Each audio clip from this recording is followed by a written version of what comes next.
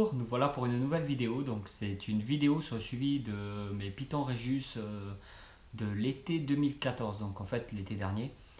Donc on va faire le suivi ensemble. Après le truc c'est que c'est plus en fait une vidéo personnelle que pour vous tous, puisque c'est une vidéo que je fais en même temps, j'en profite comme ça fait mon petit suivi en vidéo. Comme ça j'aurai au fur et à mesure des mois et des années tout le suivi, la croissance, tout de mes Python Regius, même si je note tout sur un classeur. Faut être organisé dans la vie. Donc, je vais commencer. Alors, je vous les ai mis là, comme ça aujourd'hui, je n'aurai pas filmé dans la chambre, je ne vais pas les m'embêter. Tout est là. Donc, en fait, j'ai 5 Python Regius de 2014. Donc, comme je vous l'avais déjà montré dans une vidéo, il faut une balance, tout ce qui est plus classique, hein. Donc, en fait, vous mettez d'abord votre boîte dessus et après vous allumez la balance, ce qui fait que comme ça vous aurez directement le poids de la balance à zéro, ce qui va vous permettre d'avoir un chiffre exact et de ne pas faire de calcul par derrière. Après il y a des balances qui sont déjà assez sophistiquées qui vous permet d'avoir un petit bouton qui fait que ça se remet à zéro, tout ça. Ça c'est pas une balance sophistiquée, celle-là, elle est pas chère. Alors voici un tableau. Donc on critique pas l'écriture de Fred, hein. Le 28-12-2014, c'est là où on avait fait où j'avais fait dans une vidéo le suivi. Donc il y a speeder, naturel, en fait c'est classique. Moi j'appelle ça naturel, je trouve que c'est plus joli. Donc maintenant j'ai décidé que ça serait naturel, que ça serait plus des classiques. Mâle albinos, femelle albinos et lemon blast. Donc là on a le poids du 28 décembre 2014, donc 28 décembre dernier. Nous sommes le 7, je crois. En fait, sur la vidéo, nous sommes le 7, mais vous, quand vous allez le regarder, il y aura 15 jours de décalage. Désolé, je programme mes vidéos à l'avance. Donc, la speeder 286 grammes, la naturelle 338, le mâle albinos 292, la femelle albinos 257 et le lemon blast 434 grammes. Donc, c'est parti. Pour la vidéo, je les ai empaquetés ensemble. Ils vivent pas dans des boîtes comme ça, tous ensemble. Ils sont dans des terrariums maintenant. Comme ça, on peut voir en même temps, j'en ai profité vraiment le panel de coloris. Je trouve que c'est magnifique. Donc, on va commencer en ordre, la naturelle, qui n'est pas dans cette boîte. Donc, on va commencer dans le désordre. Si, la speeder, je dis des bêtises en plus, la speeder, c'était. Donc, on allume, comme je vous ai dit à l'avance, la balance. Coucou.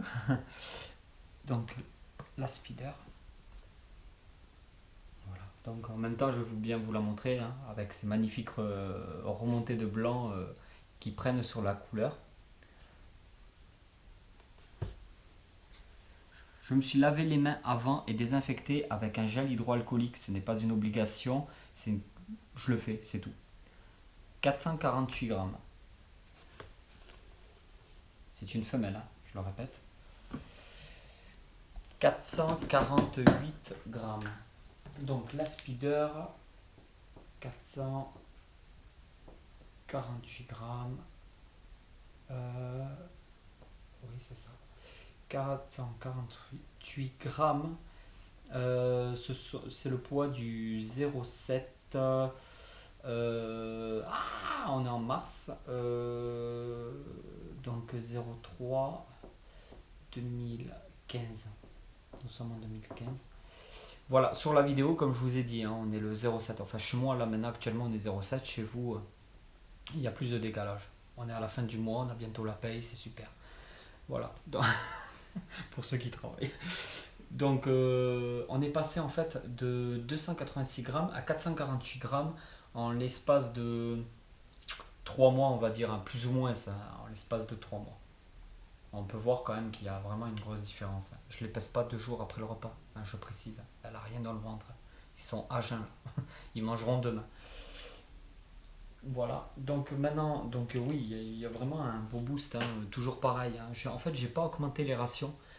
Actuellement, on va dire que c'est pour vous donner une idée, ils sont même pas vraiment nourris comme il faudrait, puisqu'en plus ils ont des, je pars sur des rats de 50 grammes en moyenne une fois par semaine. Donc en fait, on pourrait donner bien plus pour des poids comme ça, mais je le fais pas. Je vois pas l'intérêt. Là, c'est très bien comme ça. Il y a une bonne évolution. Je presse pas les choses. C'est très bien comme ça. Même si je pourrais donner bien plus sans aucun problème. Donc on va partir sur l'albinos. Donc cet albinos là c'est le mâle. Alors le mâle albinos qui faisait 292 grammes. Il a l'air un peu plus finot. Je dis mâle. Non en fait ça c'est la femelle albinos. Oui c'est la femelle albinos, j'ai dit des bêtises. La femelle albinos qui est avec la speeder c'est la femelle albinos. C'est pour ça qu'elle me paraissait un peu plus finote. Mais la femelle albinos elle a toujours été plus fine.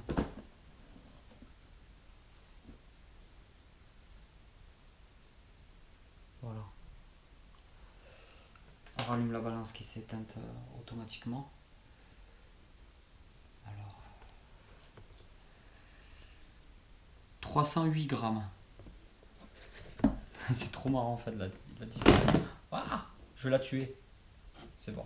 Je sais plus. 338 grammes il me semble. 328. Je sais plus. Je sais plus. Ma femme me regarde bizarrement. C'est dur en fait de filmer et de se concentrer en même temps. Ou d'être filmé, de se concentrer en même temps. Ah non, j'y suis pas là. 308 grammes. Donc j'ai bien fait de vérifier pour pas marquer justement de bêtises. Femelle albinos, 308 grammes. Donc en fait, comme on peut voir sur le tableau, ici présent, hein, je vous fais un cours. Donc en fait, la femelle albinos faisait 257 grammes, elle est passée, pour être sûr, on ne sait pas. Donc en fait, elle est passée de 257 grammes à 308 grammes. Voilà. Elle n'a pas eu une super montée. Par contre, c'est la seule de mes réjus qui mange de la souris.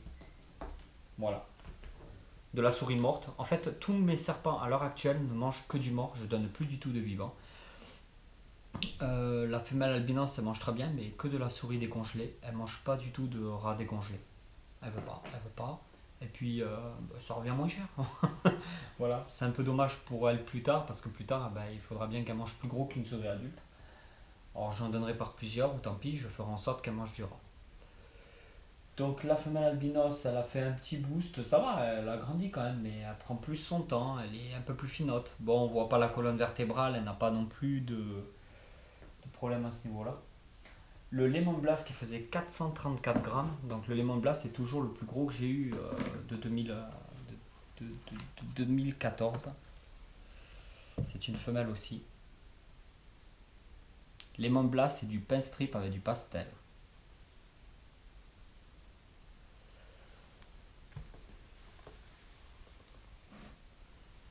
« 529 grammes. »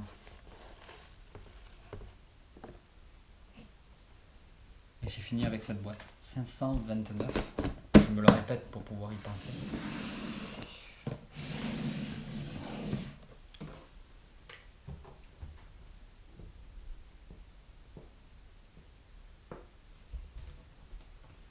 La femelle Lemon Blast est passée de 434 grammes à 529 grammes en l'espace de à peu près, plus ou moins 3 mois. Donc en fait, c'est très bien, elle a presque pris 100 grammes, l'air de rien, en 3 mois. Ensuite, le truc en fait, c'est que 529 grammes, c'est le poids sur une année, voire plus, même, parce que un Python rhésus mâle, pour se reproduire, il doit avoir 3 ans pour un poids de 700 grammes, à peu près, 700 grammes à peu près, quoi. Je vous conseille pas moins de 700 grammes quand même, à vérifier son poids aussi pour la reproduction.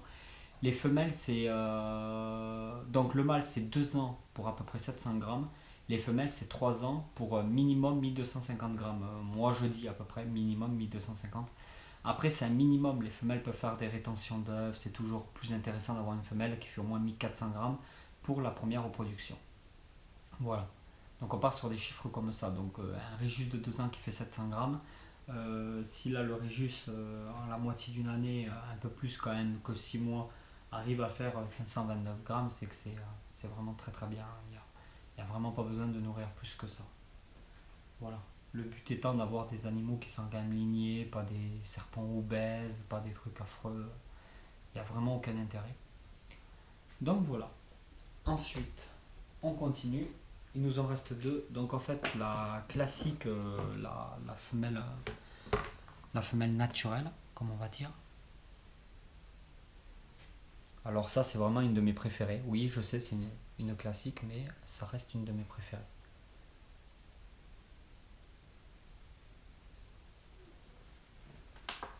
On rallume la balance.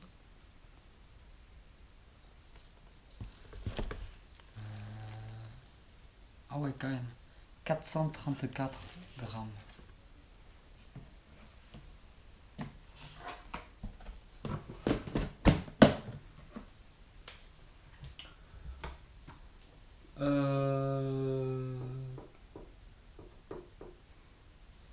Pareil pour la femelle naturelle, elle a pris à peu près 100 grammes. Donc en fait, elle fait le... c'est trop drôle quoi. Actuellement, elle fait le poids pile poil que la Lemon Blast il y a 3 mois en arrière. Non mais pile poil, regardez ça, 430 grammes, 430 grammes. C'est même pas voulu. Hein. C'est pas des effets spéciaux à la Hollywood, hein, ma chaîne YouTube. Voilà. Non, en fait, c'est trop drôle. Voilà. Donc en fait, on voit bien que la naturelle, quand même, que la Lemon Blast, elle est pôle numéro 1 parmi tous mes Réjus. Quoi. Donc je n'augmenterai pas les repas. Ça sert strictement à rien. Il y a quand même une bonne évolution. Après, c'est marrant parce qu'ils ont tous la même cadence de repas. Et suivant la morphologie de votre serpent, il peut être plus ou moins gros, plus ou moins petit. C'est vraiment... chaque spécimen est vraiment différent. Et chez le Python Regius, comparé à beaucoup d'autres espèces de serpents, il y a vraiment des caractères très définis entre l'un et l'autre. C'est vraiment... c'est pas toujours les mêmes. Il y en a qui se mettent en boule dès qu'on les prend. Il y en a qui cherchent à essayer de se barrer. Il y en a d'autres qui cherchent à rester. Il y en a...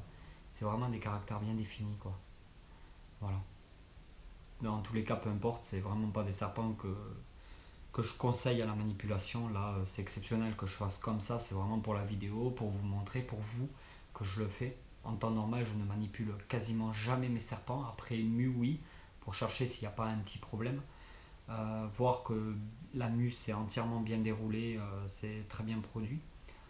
Voilà, là c'est vraiment ce que je vous montre par rapport à la vidéo. Il faut vraiment que vous sachiez que c'est pour vous montrer.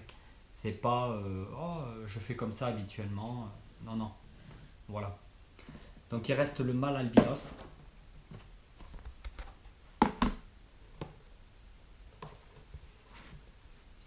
On peut voir qu'il est sale à certains endroits. Ça par contre chez les albinos on voit vraiment quand ils sont un peu sales. On attend que la balance s'allume.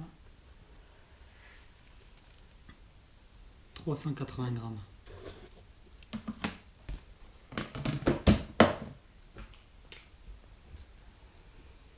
Mâle albinos. En fin de compte, il a pareil, hein, il a pris pratiquement 100 grammes aussi, ici. Mâle albinos 292, 380 grammes. Donc en fait, il a pris pratiquement 100 grammes. Donc en fait, pratiquement 100 grammes, pratiquement 100 grammes aussi. Là, moins, mais la femelle, comme je vous dis, elle mange la souris, elle mange pas du rat. De la souris adulte, hein, 30-35 grammes. Hein. De la souris mastase. Mais c'est pas... Excusez-moi, le mâle qui essaie de se barrer. Voilà, donc on voit qu'il y a quand même un léger retard quand ça mange de la souris.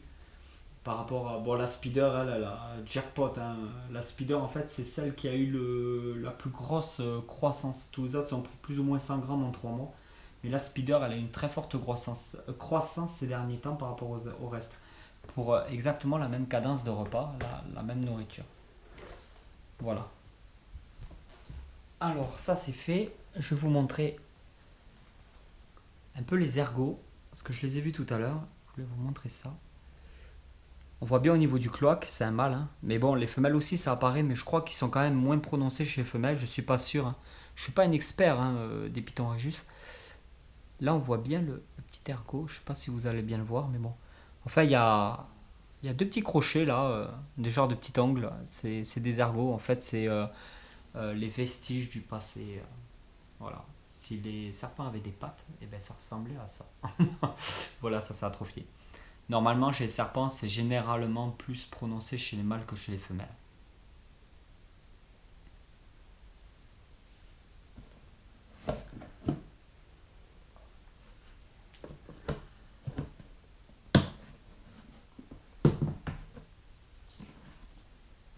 C'est vraiment magnifique. Hein.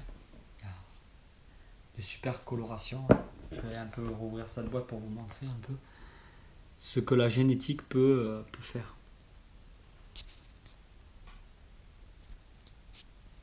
C'est vraiment splendide. Il y a une respiration assez forte chez la femelle albinos qui signifie qu'elle est en stress actuellement. Je vais vous laisser pour les remettre en terrarium, donc il y a une petite coupure. On se retrouve tout à l'heure pour autre chose. A tout de suite.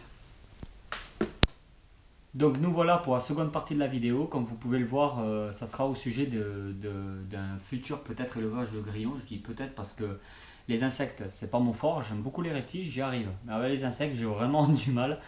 Et j'ai pas, en fait, c'est pas le fait d'avoir du mal, c'est que le fait que j'ai pas envie de me prendre la tête avec des insectes. Donc je vais essayer de faire un petit élevage. Si ça fonctionne, tant mieux. Si ça fonctionne pas, tant pis. Je vais voir comment ça se passe. C'est uniquement pour mon futur varan des savanes. Et de temps en temps, je peux en donner au Tilica, je peux en donner au Stenosora paliaris. Donc il n'y a pas de souci. C'est toujours bon d'avoir un petit peu d'insectes chez soi. Alors j'ai pris une boîte comme ça. Donc je vous montre un peu comment c'est foutu. Hein. Une boîte, des coquilles. Donc en fait là j'ai mis du scotch alu parce qu'il y avait un trou. Donc en fait j'ai protégé comme j'ai pu. Je verrai bien, je vous montre un peu à l'arrache comment ça se passe. Je mets les boîtes en hauteur parce que quand on met les boîtes en bas, les grillons ils ont tendance à rester vers le fond. Donc quand on soulève des boîtes pour récupérer des grillons, ils sont tous en fait plaqués au fond. Que là au moins ça sera mieux. Et ensuite au niveau du couvercle, alors j'ai fait ça. C'est un genre de tissu, papier, je sais pas trop ce que c'est en fait, donc à surveiller. Je sais pas si les grillons peuvent le bouffer ou pas, donc à surveiller. Donc un genre de tissu scotché avec du scotch alu. En fait j'utilise toujours du scotch alu pour tout chez moi. J'adore ça. Voilà. Donc je vais procéder au déménagement. Donc en fait c'est des grillons que j'ai acheté hier. Enfin dans la vidéo je l'ai acheté hier. Donc je l'ai acheté le 6. Ce qu'il va pas comprendre sinon je parle par rapport à Exotic Factory. Donc à Nico. Je sais pas si tu regardes la vidéo. Donc en fait j'ai acheté les grillons à Exotic Factory. J'ai acheté une boîte de 500 grillons. Je vais essayer d'en faire quelque chose dans cette boîte là. Et si j'y arrive pas, ben tant pis.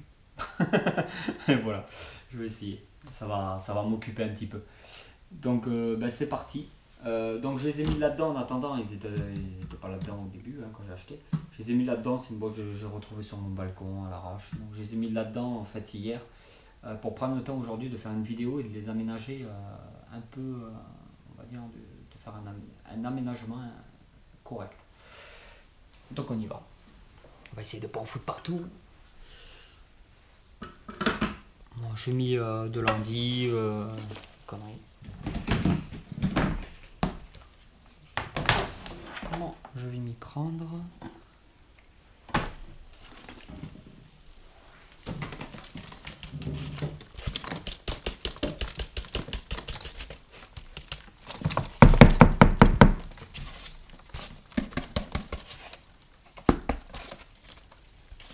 Vérifier qu'il n'en reste pas, j'ai pas envie d'avoir des grillons un peu partout dans mon appart.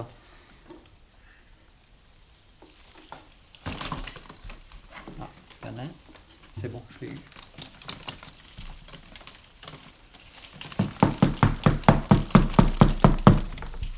Je vais pas m'amuser à les compter. J'ai acheté une boîte de 500, pour moi il y en a largement 500, voire même plus. Beaucoup plus même peut-être. Après, c'est parfait.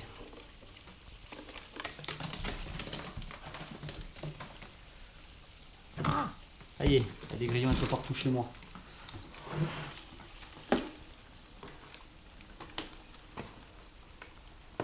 Je vais y arriver. Allez, jetez-toi. C'est bon. Pour l'instant, je suis bon. Normalement.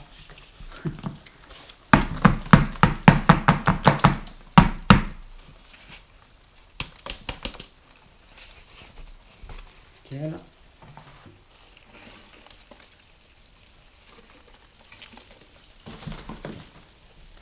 C'est la transition en fait de là à là qui va plus quoi. J'aurais pu en fait le faire hier d'un seul coup, mais je voulais prendre le temps de filmer pour vous montrer, hein, tant qu'à faire.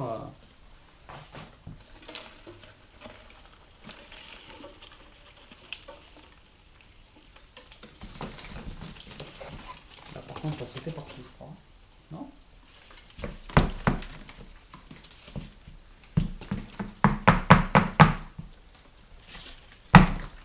Bon après je regarderai au cas où s'il y en a qui se baladent chez moi. Ça c'est bon, voilà.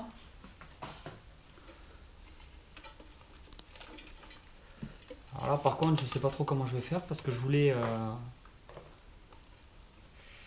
pas laisser trop de bordel en fait à l'intérieur de la nouvelle boîte.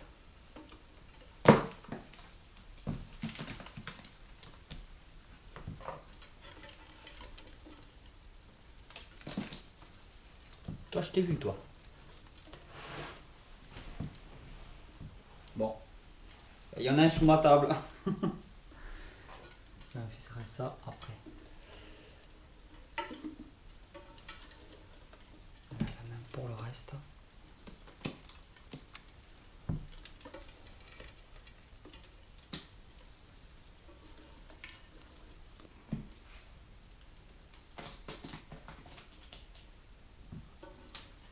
Bon, j'en ai pour 10 ans à faire comme ça. Hein. Je crois que je vais tout verser, puis tant pis. Hein. De toute façon, c'était de hier. Donc, en un jour, pas grand chose. On peut voir ce qui reste d'une carotte quand même. Hein. Une carotte entière que j'ai mis à l'intérieur pour les grillons. Bon, bah allez, on verse tout, on y va, on est fou.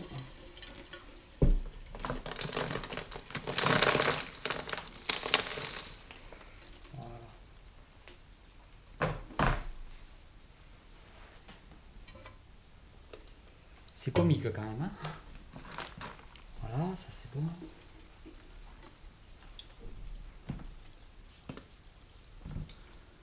Allez, toi, on y va.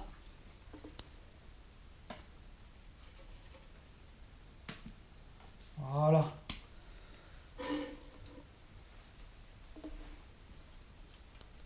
Pas y arriver. Eh bien. Et voilà. Ce qui paraît, ça se mange. C'est comestible ce truc.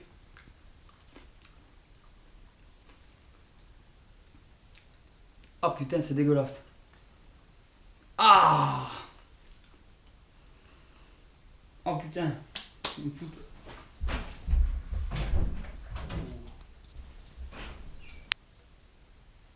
Ah, je suis pas bien là.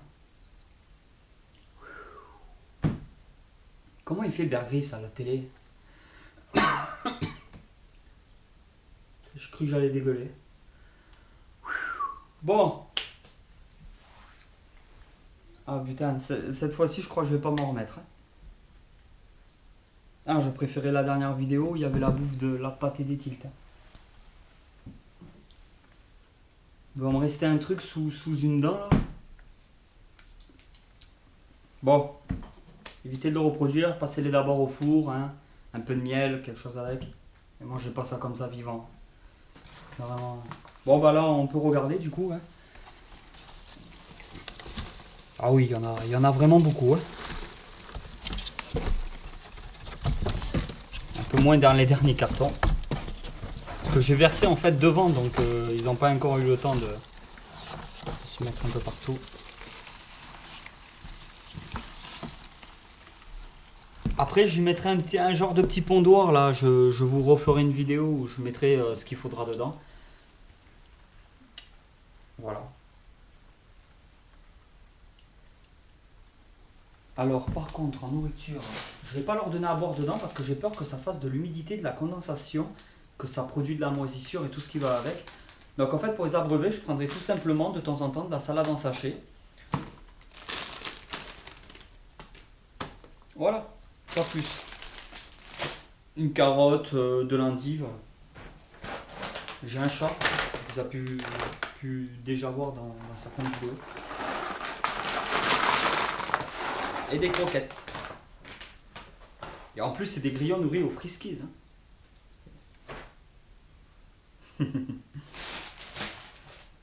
C'est vraiment dégueulasse. Hein. Ah, je vous promets. J'aurais pas dû bouffer ça. Je vais être malade, quoi. Et on referme. J'espère que ce système d'aération va suffire. Je verrai ça, voilà. Dans tous les cas, soit j'arrive à les reproduire, soit j'arrive à faire quelque chose avec, et tant mieux. Et si vraiment de toute façon j'y arrive pas, et ben c'est pas grave parce que ça me fait de l'alimentation. Et si vraiment ça me saoule, et ben de toute façon ça sera congelé. Et par la suite je vais décongeler pour faire des recettes pour les tilica sensoïdes. Donc dans tous les cas c'est nickel, que du bénéf. Voilà. Voilà pour cette deuxième partie de vidéo. On se retrouve dans la troisième partie. Et nous voilà donc pour la troisième et dernière partie de vidéo. Donc au début on a parlé, j'ai fait d'abord le suivi des pitons Régis qui sont nés cet été en 2014 plus ou moins. Voilà, donc j'ai fait le suivi du poids. En deuxième partie je vous ai montré pour peut-être un futur élevage de grillons. Et en troisième partie je vais vous parler un peu comme ça par rapport aux pitons Régis. Par rapport au nourrissage, parce qu'en fait je reçois énormément de la plupart des questions qu'on me pose, c'est pour le nourrissage des pitons Régis. Donc en fait le piton Régis je conseille de le nourrir au rat, même si la plupart des gens le nourrissent directement à la souris. Je sais pas pourquoi, c'est peut-être plus facile, bon déjà c'est moins cher c'est sûr. Et en fait en le nourrissant directement avec du rat, quand ils sont juvéniles, sortis de l'œuf, déjà on peut donner du rosé de rat. Le truc, c'est que le Python Régis pose souvent, pas tout le temps, mais souvent, le Python Régis pose des problèmes pour le nourrissage, pour passer d'une proie à un autre style de proie. Là, en fait, ça vous permet de. Un Python Régis adulte mange du rat, donc c'est mieux de donner d'entrée du rat, comme ça au moins vous ne changerez jamais son alimentation. Ensuite, le Python Régis, bon, c'est quand même un comportement très aléatoire. Il peut très bien manger du jour au lendemain, après ne plus vouloir manger. On ne sait pas trop comment ça se passe. Donc en fait, il faut trouver sa façon de le nourrir, ce qui lui convient le mieux. J'ai des pitons qui mangent très bien à la pince et actuellement j'ai des pitons qui refusent totalement, catégoriquement de manger avec une pince du décongelé. Et ce qui se passe, c'est que, mettons, j'ai un mâle Bumblebee, lui, bon, bah, quand c'est l'hiver, les pitons Régis adultes, surtout les mâles, ne mangent pas durant l'hiver, quasiment pas. Ce qui se passe aussi, c'est qu'il ne mange pas à la pince. Je lui donne sans problème du rat décongelé que je mets dans son rack et je le laisse dedans toute la nuit. Donc, en fin de compte, il la mange dans la nuit. Voilà. Après, en faisant comme ça, j'ai pas de problème. Pour les juvéniles, je fais exactement la même chose. Je mets une proie décongelée dans la cachette. Et en fait, j'enlève tous les copeaux qu'il y a dans la cachette, je mets juste la cachette et la proie dedans. Comme ça, ils mangent après la proie dans la cachette dans la nuit. Et il n'y a vraiment aucun souci. Voilà, ils mangent comme ça sans problème. Par contre, ne pas laisser une proie décongelée, mettons, sur du substrat qui pourrait ingurgiter du substrat en même temps. Ne pas mettre une proie aussi décongelée quand vous avez, mettons, deux serpents dans le même terrarium sans surveillance, parce que déjà quand vous nourrissez, je conseille vraiment, mais vraiment de séparer vos serpents pour le nourrissage ou de faire très attention parce qu'il suffit que les deux attrapent la proie en même temps pour avoir que des emmerdes. Voilà, ça génère du stress, ça cause des problèmes, ça sert à rien. Donc voilà pour cette petite partie nourrissage. Je vais vous montrer aussi le salon parce qu'il y a des gens qui voulaient voir, qui m'ont demandé, qui ont vu que j'avais des mangas, tout ça. Donc c'est moi qui va prendre la caméra. Je vais vous montrer un peu le salon. Et salut, donc nous voilà aussi sur le balcon. Donc ça sera pour vous montrer autre chose. Voilà, donc en fait c'est tout simplement un enclos que j'ai fabriqué moi-même. Hop.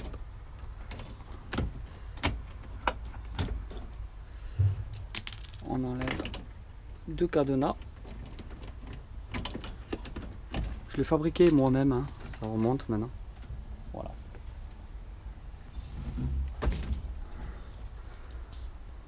Donc en fait c'est pour vous prouver que même en étant en appartement, on peut se permettre d'avoir des tortues si on se démerde bien. Donc j'avais fait carrément un coin là Voilà, la paille et tout. Là, elles sont sorties d'hibernation. Hein. Comme vous pouvez le voir, une petite coupelle avec un fond d'eau seulement. Hein. Voilà, donc des Orsiophaltis.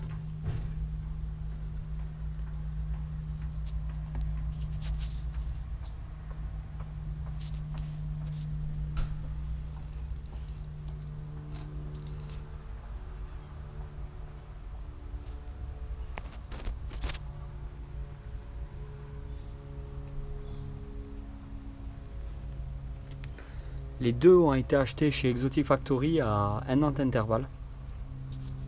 Il me semble que c'est un an d'intervalle. Donc là, elles sortent tout juste plus ou moins d'hibernation. Hein. Il fait beau, on laisse ouvert. Voilà le ciel toulousain.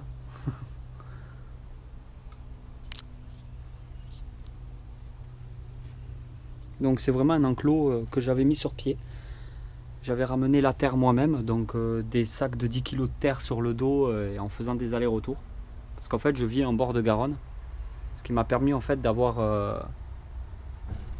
de ramasser de la terre. Voilà. Aussi le petit truc. Voilà. Hein. Donc voilà, c'est de l'OSB 3, hein, rien d'exceptionnel. Avec une grille de sécurité quand même, comme ça en extérieur. Voilà. Rien de mieux qu'un enclos pour les tortues. Donc on y va. Donc en fait ici nous avons une vitrine où on peut me voir. Coucou. Je sais pas si vous allez bien me voir. C'est difficile de filmer avec une GoPro quand on ne peut pas voir derrière ce qui se passe. Donc en fait dans cette vitrine nous avons des extraits de naissance par rapport à mes deux enfants. Des jumelles de l'époque. Ah, je vais vous ouvrir carrément la vitrine pour vous montrer un peu tout ça. Voilà, des jumelles de théâtre en fait, hein. Rien de particulier. Des montres, parce que j'adore les montres. Festina, Citizen, Seiko, des belles montres. Voilà. Un petit couteau pas cher que j'ai trouvé dans une expo. Voilà, d'autres montres. Des coquillages. Et en fait, ah oui, je voulais vous montrer. Ça, c'est un chapeau que j'avais acheté à Nature et Découverte. Et voilà, à la Indiana Jones. Quand je me promène dans les bois, c'est parfait. Voilà, la petite anecdote. Donc en fait, c'était pas ça que je voulais vous montrer, c'était plutôt ça. Donc en fait, ce sont des insectes que j'ai élevés moi-même. Donc je faisais de la reproduction et de l'élevage avant de coléoptères. Ça prend énormément de temps. Donc c'est vraiment en fait, c'est pas du travail, mais c'est beaucoup de temps et de patience pour arriver à ce genre de résultats. Et du coup, après, je les ai en gros naturalisés. Je sais pas trop, je sais plus en fait la définition, comme on dit quand on les épingle. Donc c'est moi qui l'ai fait. Hein. Voilà. Il y a des techniques pour ça. Je vais pas vous faire une vidéo là-dessus puisque je suis plus du tout dans les insectes. Donc Dynaste Hercule Morishime. Non, c'est le Dynaste Hercule Litchi. Un truc comme ça. C'est, comme vous pouvez le voir, de toute façon, c'était en 2010. Voilà. Et ils viennent provenance du Pérou. Megazoma de 2010 aussi. Voilà. Donc en fait, ce sont des insectes que j'ai eus chez moi, vivants, et que j'ai élevés. Donc comme je vous l'ai dit, c'est beaucoup de travail, beaucoup de temps pour un résultat qui dure pas si longtemps que ça.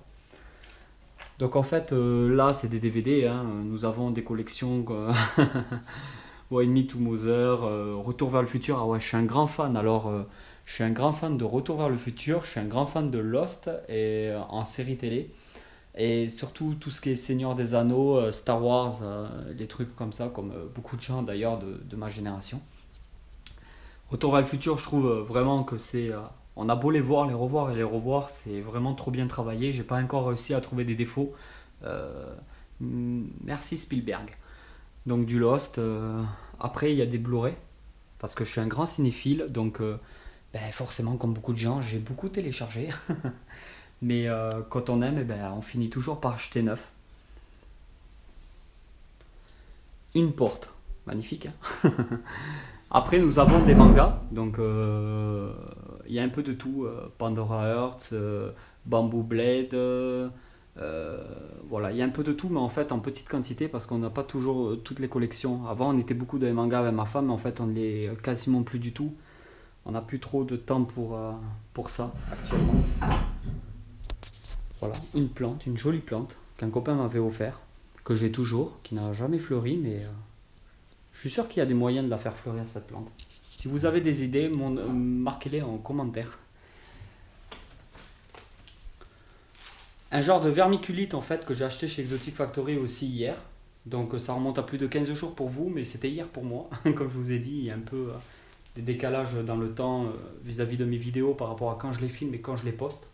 Donc en fait, je vais l'utiliser pour l'incubateur. Voilà.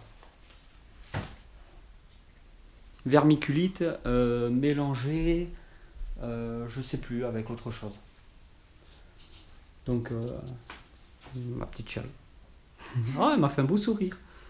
Des tableaux, comme vous pouvez le voir. Des pommes de pin trouvées dans la résidence. Parce qu'en fait, je vis dans une résidence où il y a un bois. Ça, c'est une décoration de Noël. C'est magnifique, hein. Du coup, on le garde toute l'année. La petite anecdote, on est trop des clochards en fait. On achète des décorations de Noël pour l'appartement. Une télé, Samsung, voilà. Quoi de mieux. Et après, bon, bah, il y a un peu de tout, hein. Des pierres précieuses, des trucs. Des pierres précieuses pas chères, on appelle ça. Et un miroir. Où on peut se voir. Coucou. Donc j'espère que cette vidéo vous a plu. C'était un petit moment de moi, un petit peu sur les grillons, l'élevage de grillons, un suivi des pitons Régius. Voilà, je fais un mix un peu de tout pour cette vidéo. J'espère que ça vous a plu et je vous dis à vendredi prochain pour une prochaine vidéo. Allez, ciao ciao!